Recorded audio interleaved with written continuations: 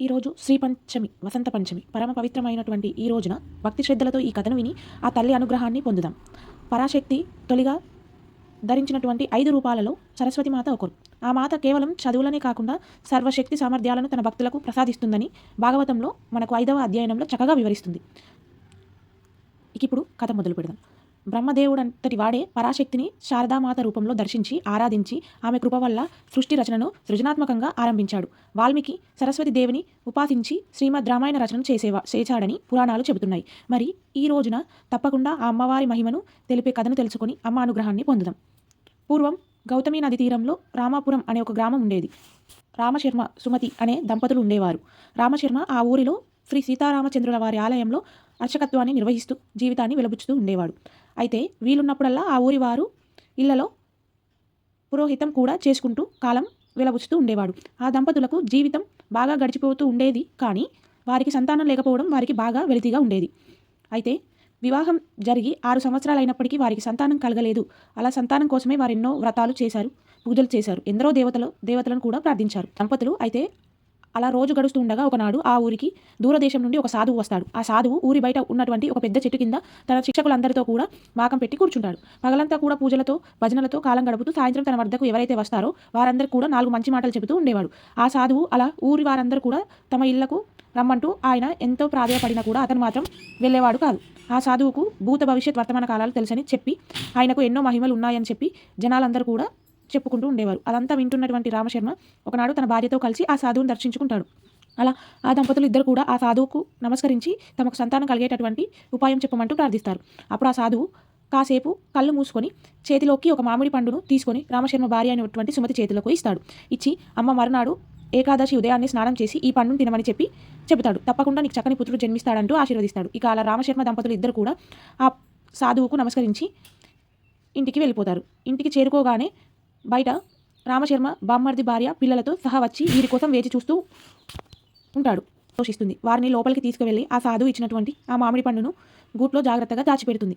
ఆ రాత్రి వారందరూ కూడా చక్కగా కబుర్లు చెప్పుకుంటూ ఆలస్యంగా నిద్రిస్తారు. ఇక ఉదయాన్నే బామ్మర్ది కృష్ణశర్మ హడావిడిగా బయటకు వెళ్ళవలసినటువంటి పని ఉండడం వలన సుమతి తెల్లవారుజామునే లేచి తమ్ముడికి కావాల్సినటువంటి వంటలన్నీ కూడా సిద్ధం చేసి పెడుతుంది. ఆ హడావిడిలో సాధు ఇచ్చినటువంటి మామిడి పండు గురించి మర్చిపోతుంది. ఇక కృష్ణశర్మ దంపతులకు ఆ రోజు రాత్రిగానే ఆ విషయం గుర్తుకు రాదు. మరునాడు ఉదయాన్నే స్నానం చేసి ఆ పండు చేతిలోకి తీసుకుంటుంది. అయితే ఆ పండుకు ఒక పక్కన కొంచెం చీమలు పట్టి ఉంటాయి. ఆమె ఆ చీమలను తీసేసి కళ్ళకు అద్దుకొని వెంటనే తినేస్తుంది. మనసులో ఆ సాధువును తలుచుకొని ఆలస్యం చేసినందుకు క్షమించమంటూ ప్రార్థించుకుంటుంది. తనకు మంచి సంతానం ప్రసాదించమంటూ సకల దేవతలను వేడుకుంటుంది. ఇక ఆ మామిడి పండు ప్రభావం చేత సుమతి కొద్ది రోజుల్లోనే గర్భం దాల్చి మగపిల్లవాడికి సంతానం. ఆ పిల్లవాడికి దంపతులు ప్రభాకర్ శర్మ అని నామకరణం చేసి చక్కగా అల్లారు ముద్దుగా పెంచుకుంటూ ఉంటారు. ఇక ఆ పిల్లవాడికి 5-7 రాగానే ఆశ్రమ పాఠశాలకు పంపిస్తారు. అయితే ఆ సాధువు ఇచ్చినటువంటి ప్రసాదం కొంచెం నిర్లక్ష్యం చేసింది కదా సుమతి. ఆ కారణం వల్ల అతనికి గురువులు ఎంత ప్రయత్నించినా కానీ ఆ పిల్లవాడికి చదువు అబ్బేది కాదు. 3 సంవత్సరాలు గడిచిపోతాయి. అయినా కూడా ఒక అక్షరం ముక్క కూడా రాదు. ఇక రామశర్మకు ఎంతో బాధ కలిగి ఒకనాడు కొడుకుని ఎంతో విసుక్కుంటాడు. తండ్రి మాటలకు ప్రభాకర్ శర్మ ఎంతో బాధపడుతూ ఉదయం లేవగానే ఇల్లు విడిచి వెళ్ళిపోతాడు. ఊరు బయటకు వచ్చి అడవి దారి గుండా నడుస్తూ ఉంటాడు. పిల్లవాడు కనిపించక రామశర్మ అన్ని చోట్ల వెతుకుతాడు.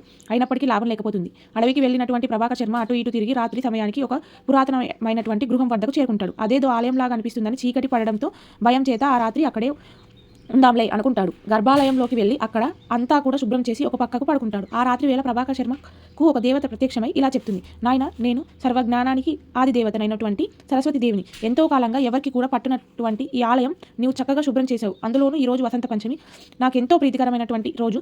ఈ పుణ్యదినాన నా ఆలయాన్ని నీవు శుభ్రం చేశావు. అలా శుభ్రం చేసినటువంటి నీకు ఎంతో పుణ్యం దక్కింది. నీకు సర్వ విద్యలను ఇప్పుడే అనుగ్రహించబోతున్నాను. ఉదయాన్నే నేను ఊరికి వెళ్ళి నీకు అన్నింటా కూడా శుభం జరుగుతుందని చెప్పి ఆ తల్లి మాయమైపోతుంది. అలా ప్రభాకర్ శర్మ ఉదయం లేవగానే అద్భుతమైనటువంటి సరస్వతి మాత విగ్రహాన్ని చూస్తాడు. ఆ ఆలయం అంతా కూడా శుభ్రం చేసి తల్లికి నమస్కరించుకుంటాడు. ఆ ప్రయత్నంగానే అతని వెంట అద్భుతమైనటువంటి కవిత్వం వస్తుంది. తల్లిని ఎంతో చక్కగా దివ్యంగా కీర్తిస్తాడు. అలా ఆ అమ్మ అనుగ్రహంతో అతను తిరిగి ఇంటికి వస్తాడు. తల్లిదండ్రులకు జరిగినటువంటి విషయం అంతా కూడా చెబుతాడు రామశర్మ. దంపతులు ఎంతో సంతోషించి ఊరిలో ఉన్నటువంటి కొంతమంది ముఖ్యులను తీసుకొని అడవిలోకి వెళ్ళి అక్కడ జీర్ణ్యవస్థలో ఉన్నటువంటి సరస్వతి దేవి ఆలయం వద్దకు చేరుకుంటారు. అందరూ కలిసి ఆ ఆలయాన్ని శుభ్రం చేసి కొన్ని రోజుల తర్వాత బ్రహ్మాండమైనటువంటి ఉత్సవాలు చేస్తారు. ఆలయ గోడలపై ఉన్నటువంటి శాసనాల ద్వారా అక్కడ ఉన్నటువంటి సరస్వతి దేవి సాక్షాత్తు వ్యాసుల వారు ప్రతిష్ఠించినట్లు తెలుసుకుంటారు. ఆ తర్వాత కొంతకాలానికి ఆ ప్రదేశం శ్రీ సరస్వతి దేవికి ప్రముఖ పుణ్యక్షేత్రంగా గొప్ప ప్రసిద్ధి పొందుతుంది. ఆ తల్లిని ఆరాధించిన వారికి సంపూర్ణమైనటువంటి జ్ఞానం కలుగుతుందని భక్తులందరూ కూడా తెలుసుకుంటారు. ఇక చదువుల తల్లి సరస్వతి దేవి మాఘశుద్ధ పంచమి నాడు ఉద్భవించింది. భక్తుల పాలిట కల్పవల్లి అయినటువంటి ఆ తల్లి తన భక్తుడైనటువంటి తిమ్మరాజు విశ్వపతి రామకృష్ణమూర్తికి వైశాఖ శుద్ధ పంచమి నాడు జ్ఞాన సరస్వతి దేవి యొక్క వ్రతం గురించి అనుగ్రహించింది. కాబట్టి ఈ వ్రతం యొక్క కథల గురించి ఏ నెలలో అయినా కానీ పంచమి నాడు ఈ వ్రతం ఆచరిస్తే అద్భుతమైనటువంటి ఫలితం కలుగుతుందని, ప్రత్యేకించి వసంత పంచమి నాడు ఆ రోజు సరస్వతి దేవి యొక్క ఆలయంలో ఏ విద్యా సంస్థలలోనైనా కానీ ఈ యొక్క వ్రత కథల గురించి చదివినా విన్నా ఎవరికైనా ఆ తల్లి అనుగ్రహం సంపూర్ణంగా లభిస్తుంది. సకల కళలకు నువ్వు మూలం, సకల భాషలకు నువ్వు నిలయం, వాక్కున నీవే వెలిగేవు, వాగ్దేవి గయద నిలిచేవు. నీ జ్ఞానముతోనే ఈ సృష్టి, అజ్ఞానము తొలగగది పుష్టి, సకల విద్యలా శోభించేవు, సర్వశాస్త్రముల పాలించేవు. జ్ఞాన స్వరూపిణి జగదంబ, నామ ప్రకాశిని జగదాంబే, విశ్వపూజిత జగదంబ, విశ్వపాలిని జగదంబ.